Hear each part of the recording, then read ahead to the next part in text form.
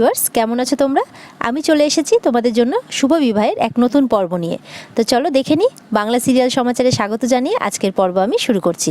প্রথমেই দেখা যায় সুধাময়ী বলছে, কাতলাদা আজকে তোমরা যা যা করলে এর শাস্তি আজকে তোমাদের সবাইকে পেতে হবে। আর ঠিক সেই মুহূর্তে সুধার দাদা পুলিশ নিয়ে সেখানে চলে আসে। এদিকে কাতলা বলে, তুমি যা করলে ভালো করলে না, এই বলে সুধাকে ধাক্কা দিয়ে ফেলে দেয়। আর সুধার মাথাটা গিয়ে লাগে একটা পাথরের মধ্যে। তেজ শুয়ে থাকা অবস্থায় সবটা দেখতে থাকে। চোট পায় পূজারিনী। তখন তেজও সুধা সুধা বলে ডাকতে থাকে। তেজ সুধার কাছে আসার চেষ্টা করে কিন্তু পারে না। সুধা ওদিকে মিস্টার বসু মল্লিকের কাছে যাওয়ার চেষ্টা করলে সেও পারে না। এদিকে দেখা যায় ঠাম্মি পুজোর জোগাড়ের জন্য মেজো বৌমাকে বলতে থাকে। আর মেজো বৌমা বলে, হ্যাঁ আমি এক্ষুনি নিয়ে আসছি। তবে তবে মা, বাড়িতে তেজ আর সুধাও নেই, আর ওদিকে জ্যোৎস্নাটাও নেই, বাড়িটা কেমন ফাঁকা ফাঁকা লাগছে। ঠাম্মি বলে, হ্যাঁ নাত বৌমারা তো চলেই আসবে অষ্টমঙ্গলা দ্বিধাগমন সেরে আর কি, কিন্তু জ্যোৎস্নাটা এতদিন বাড়িতে ছিল তো তাই জন্য বাড়িটা একটু বেশি ফাঁকা ফাঁকা লাগছে। কিন্তু কি আর করা যাবে, বিয়ের পর তো শ্বশুরবাড়িটাই মেয়েদের বাড়ি হয় না, ওকে তো শ্বশুরবাড়ি ফিরতেই হবে। তখন ঠাম্মির মেজো বৌমা বলে, হ্যাঁ আমাদের সুধা একদম সর্বগুণ সম্পন্না, যেমন মধুর ব্যবহার তেমন সর্বগুণে পরিপূর্ণ। ঠাম্মি বলে, হ্যাঁ তাহলে কেমন বৌমা বেঁচেছি বলো, এত মেয়ে দেখার পর আমি কিন্তু শেষ পর্যন্ত এই মেয়েকেই নিয়ে এসেছি। ঠাম্মি বলে, তুমি দেখো বৌমা, ও অমন মেয়ের মুখে এমন মায়া জড়ানো আছে যে আমার দাদুভাই খুব তাড়াতাড়ি ওকে মেনে নিতে পারবে। গজাননের আশীর্বাদে খুব তাড়াতাড়ি ও আমার বৌমার সঙ্গে মানিয়ে নেবে। অমন মেয়েকে কি না ভালোবেসে পারা যায়? সবই গজাননের কৃপা। আর ঠিক তখনই বাইরের ঝোড়ো হাওয়াতে প্রদীপ নিভে যায় আর প্রদীপটা উল্টে পড়ে যায়। আর এই দেখে ঠাম্মি তো খুব ভয় পেয়ে যায়। তেজের মা তখন এসে বলে, মা ওরা দ্বিধাগমনে যাওয়ার পর থেকে কিন্তু একবারও ফোন করেনি, আমার মনটা না খুব অস্থির করছে, আমার মনটা খুব কু গাইছে। ঠাম্মি তখন ঠাকুরের কাছে প্রার্থনা করতে থাকে। আর এদিকে দেখা যায় বাড়িতে ডাক্তার এসেছে তেজকে দেখতে আর কি। আর সুধা বলছে, ডাক্তারবাবু উনি কথা বলছেন না কেন, উনি ঠিক হয়ে যাবেন তো? ডাক্তারবাবু বলেন যে এখনই কিছু বলা যাচ্ছে না, ওনার ক্ষতগুলো খুব গভীর, এমনি ঠিকই আছেন কিন্তু ভেতরে কোনো ইন্টারনাল কিছু যদি হয় সুধা তো খুব ভয় পেয়ে যায়। বলে, না না ডাক্তারবাবু, ওনার কিছু হতে পারে না, আপনি কিছু একটা করুন না, আপনি দেখুন না ডাক্তারবাবু কেন ওনার জ্ঞান ফিরছে না। ডাক্তারবাবু বলেন, যদি জ্ঞান ফিরে যায় তাহলে একটা পজিটিভ সাইন, কিন্তু যদি না ফেরে আমার মতে ইমিডিয়েটলি হসপিটালে নিয়ে যাওয়াটা ভালো।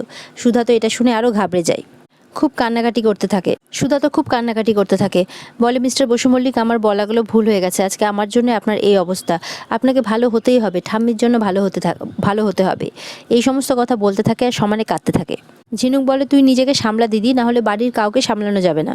এদিকে দেখা যায় ঝিনুক যখন সুধাকে নিয়ে যেতে থাকে তখন দেখে যে সুধার আঁচল টেনে ধরেছে তেজের আস্তে আস্তে জ্ঞান ফিরে আসছে। জ্ঞান ফিরতেই তেজ একটাই কথা বলে যে, বলেছিলাম না আপনাকে কোথাও যেতে দেব না। সুধা তো এটা দেখে খুব আনন্দ হয়।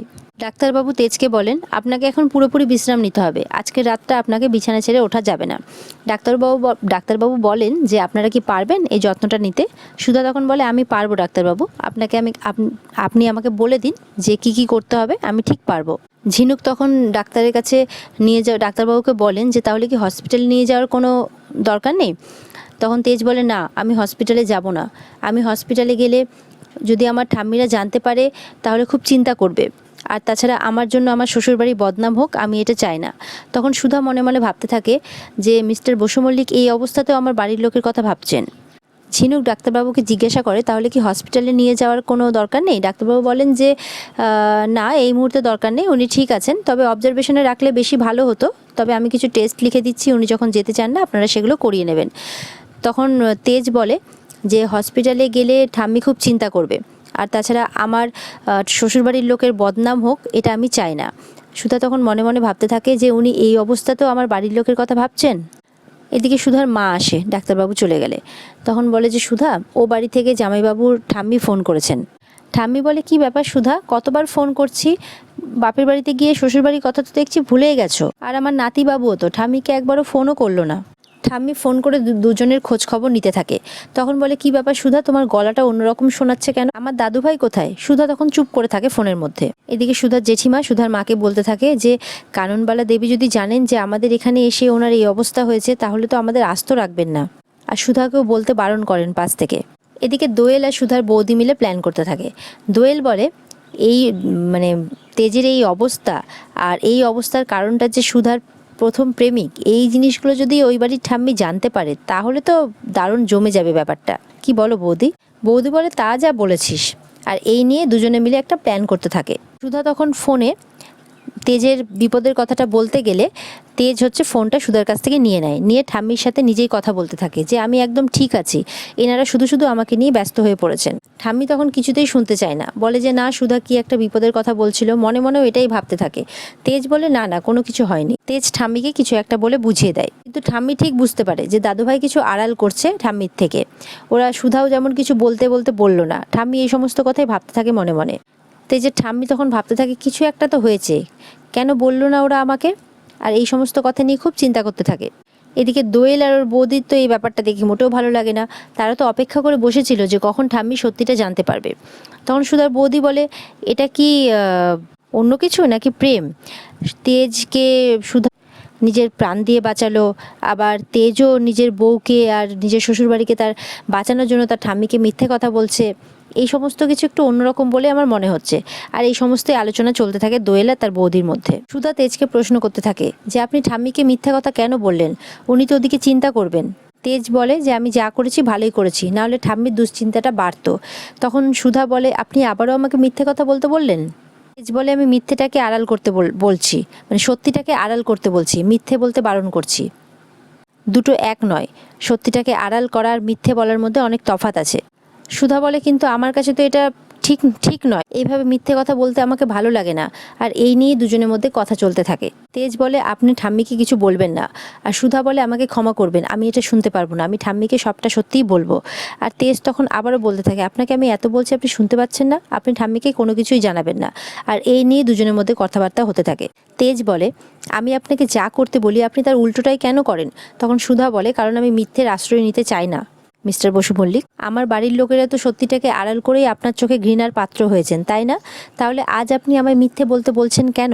সুধা আরও বলে যে আপনি তো বিশ্বাস করেন যে সত্যিটাকে আড়াল করা অন্যায় নয়, তাহলে সেই বিশ্বাস থেকে আমার পরিবারকে কেন ক্ষমা করে দিতে পারছেন না আপনি? তেজ তখন সুধার দিকে তাকিয়ে থাকে। সুধা বলে যে আমার কাছে মিথ্যে বলা আর সত্যিটাকে আড়াল করার মধ্যে কোনো পার্থক্য নেই, তাই আমি দ্বিধাগমন থেকে বাড়ি ফিরেই ঠাম্মিকে সবটা সত্যি বলে দেবো। এরপরে তেজ সুধাকে আবারও বারণ করতে গেলে তেজের চোটে ব্যথা লাগে। তখন সুধা বলে এটা আপনি কি করছেন, একটু সাবধানে। আর তখন আবার দুজন দুজনকে দেখতে থাকে। সুধার মা আর জেঠিমা তেজের জন্য এদিকে হলুদ দেওয়া দুধ নিয়ে এসেছেন। বলে যে জামাইবাবু এটা খেয়ে নিন, মানে বাবা এটা খেয়ে নাও, তাহলে তোমার ব্যথাটা অনেকটা কমবে। ঝিনুক জামাইবাবুর জন্য আইস ব্যাগ নিয়ে এসছেন। আর সুধার দাদারাও তেজের জন্য ওষুধপত্র আরও কী কী লাগে সমস্ত ব্যবস্থা করে দিচ্ছে, যাতে তেজের কোনো রকম কোনো অসুবিধা না হয়। এদিকে দেখা যায় বাড়ির সবাই তেজকে নিয়ে খুব ব্যস্ত হয়ে পড়েছেন যে কিভাবে ওনার যত্ন নেওয়া যায়, কিভাবে ওনাকে সারিয়ে তোলা যায়। এদিকে সুধার মা তেজকে দুধটা দেয়। তেজ মনে মনে ভাবতে থাকে যারা আমাকে এতটা মিথ্যে বলেছে তারা আজকে আমার জন্য এতটা করছে, নিজের সাধ্যের বাইরে গিয়ে আমার জন্য এত ব্যস্ত হয়ে উঠেছেন, আমার জন্য এত কিছুর ব্যবস্থা করছেন যাতে আমার কোনো অসুবিধে না হয়। এই সমস্ত কথা ভাবতে থাকে তেজ মনে মনে। এদিকে সুধার মা তেজের পা চেপে দিলে তেজ বলে এ কী করছেন আপনি? তখন সুধার মা বলে যে তুমিও তো আমার আরেক ছেলে, আমার ছেলের যদি কোনো অসুবিধা হয় একটু তার ব্যথাতে হাত বুলিয়ে দেবে না? তেজ তখন বলে না না, আপনাদের এই সমস্ত কিছু করার কোনো দরকার নেই, আমি একদম ঠিক আছি। তখন হাত জোর করে আবার ক্ষমা চাই সুধার মা তেজের কাছে, আর বলে যে আমাদের অনেক অন্যায়, কিন্তু বিশ্বাস করো সুধার কিন্তু এতে কোনো দোষ নেই। সুধা বারবার বলেছিল যে আপনাকে সত্যিটা জানিয়ে দিতে, আমরাই আর কি ভয়ে কোনো কিছু বলতে পারিনি। এই সমস্ত কথা বলতে বলতেই সেখানে সুধা আসে তেজের জন্য চুন আর হলুদের লেপ নিয়ে। তখন সুধার মা বলে হ্যাঁ ঠিক আছে, তুই তাহলে লাগিয়ে দে আর তোরা বিশ্রাম করিস, আমি তাহলে যাই, বলে সুধার মা চলে যায়। তেজ আবারও মনে মনে ভাবতে থাকে যে না, এত সহজে আমি ওনাদের ক্ষমা করতে পারবো না, আমি এত সহজে দুর্বল হয়ে পড়বো না। এদিকে দেখা যায় ঠাম্মির ছেলে ইলিশ মাছ নিয়ে এসছে বৃষ্টির দিনে খাবে বলে। আর এদিকে বাড়ির ছেলেমেয়েরা, বাকি ছেলেমেয়েরা মানে তেজের ভাই বোনেরা তো খুব আনন্দ পেয়েছে যে বা এই বৃষ্টির দিনে খিচুড়ি আর ইলিশ মাছ ভাজা, সেই মজা হবে। এই সমস্ত কিছু নিয়ে তাদের মধ্যে আনন্দ আনন্দ কথাবার্তা চলতেই থাকে। তুরি তো তখন এসে বলে কি ব্যাপার ছোটকা, বাড়িতে ইলিশ মাছ? ও ইলিশ মাছ ভাপা হবে? তেজের বাবা তখন বলে বাড়িতে এসে খরচা করতে শুরু করে দিয়েছিস, ওই দুটো মাছ 2000 টাকা তো হবেই নাকি? তেজের কাকা তখন বলে তুমি তো জানোই যে তোমার এই ভাইটা ভব ঘুরে থিয়েটারে থিয়েটারে ঘুরে বেড়ায়, তা বলে একদিন কি নিজের ভাইপো ভাইজিদের ইলিশ মাছ খাওয়াতে পারবো না? আর এই নিয়ে সবাই মিলে হাসাহাসি করতে থাকে আর কথাবার্তা চলতে থাকে। তেজের বাবা বলে আলবাত পারিস, কিন্তু এটা ভুলে যাস না যে আমি তোর দাদা, দাদা বাড়িতে থাকলে মারামারি করা একদম উচিত নয়। তখন তেজের বাবা মাছের টাকাটা বের করে তার ভাইকে দিতে যায়। বাবা জোর করে টাকাটা তার ভাইয়ের হাতে দিয়ে দেয়। আমি তখন এইসব দেখে মনে মনে ভাবতে থাকে যে আমার পরিবারটা যেন এইরকমই থাকে গজানন, কিন্তু কেন জানি না, তেজের জন্য খুব চিন্তা হচ্ছে। এদিকে দেখা যায় সুধা তেজের ব্যথায় লেপ লাগিয়ে দিচ্ছেন। সুধা তেজকে লেপ লাগিয়ে দিলে তেজ সুধার হাতটা ধরে আর দুজনের দিকে তাকিয়ে থাকে। তেজ বলে, কি করছেন আপনি, এসব কি লাগাচ্ছেন? সুধা বলে, চুন হলুদের প্রলেপ। তেজ বলে, কেন? সুধা বলে, এতে আপনার ক্ষতগুলো তাড়াতাড়ি সেরে যাবে। আগেকার দিনে যখন ওষুধপত্র ছিল না তখন এই সমস্ত কিছু দিয়েই ক্ষত সারানো হতো, তাতে ব্যথা ম্যাজিকের মতো কমে যেত। তেজ বলেন, আমি কোনো ম্যাজিক দেখতে চাই না, এসব কিছু করতে হবে না আপনাকে কি কেউ মাথার দিব্যি দিয়েছেন? সুধা বলে, কিন্তু আপনাকে তো। তেজ বলে, আপনাকে লাগাতে হবে না, আমি নিজে লাগিয়ে নিতে পারবো। আর এটা বলতে বলতে তেজ উত্তেজিত হয়ে পড়লে তেজের ব্যথায় আবারও চোট লাগে। সুধা বলে, আপনাকে তো আমি উঠতে বারণ করলাম, আপনি তাও শুনছেন না। সুধা বলে, আপনি যদি বারবার ওঠার চেষ্টা করেন তাহলে আপনার ক্ষত সারতে সময় লাগবে। তেজ বলে, এই ক্ষত তো না হয় আজ নয় কাল সেরে যাবে, কিন্তু মিথ্যের আশ্রয় নিয়ে আপনি আমার মনে যে ক্ষতটা দিয়েছেন সেটা কোনোদিনও সারবার নয়। খেয়াল আমি নিজেই রাখতে পারবো, এমনি তো বড় মুখাপেক্ষী হয়ে আমি থাকতে চাই না। আর সুধা তখন তেজের দিকে তাকিয়ে থাকে। তেজ বলে, চলে যান এখান থেকে। সুধা বলে, না, আপনি সুস্থ না হয়ে ওঠা অবধি আমি এখান থেকে কিছুতেই যাব না। তেজ তখন সুধার দিকে তাকিয়ে থাকে। সুধা তখন বলে, নিন পাঞ্জাবিটা খুলুন। তেজ বলে, কি? আমি এসব পারবো না করতে। সুধা বলে, বাচ্চামোটা বন্ধ করুন আর পাঞ্জাবিটা খুলুন, ডাক্তারবাবু এই বরফটা দিতে বলেছেন। তেজ বলে, কেন অধিকার ফলাচ্ছেন আপনি? সুধা বলে, আমি অধিকার ফলাচ্ছি না মিস্টার বসু মল্লিক, আপনার জন্য নার্স রাখা আমার পরিবারের পক্ষে সম্ভব নয়, সেই জন্য আমি নার্সের কাজ করছি। তেজ তখন আবারও সুধার দিকে তাকিয়ে থাকে। আর এখানে আজকের পর্ব শেষ হয়ে যায়। তো বন্ধুরা, যদি ভালো লেগে থাকে আজকের পর্ব তোমাদের, তাহলে আমাদের কমেন্ট করে আর সাবস্ক্রাইব করে অবশ্যই জানাবে। তো দেখা হচ্ছে আবার আগামীকালকে শুভ বিবাহের নতুন এপিসোড নিয়ে। ততক্ষণের জন্য ভালো থাকবে তোমরা, টাটা।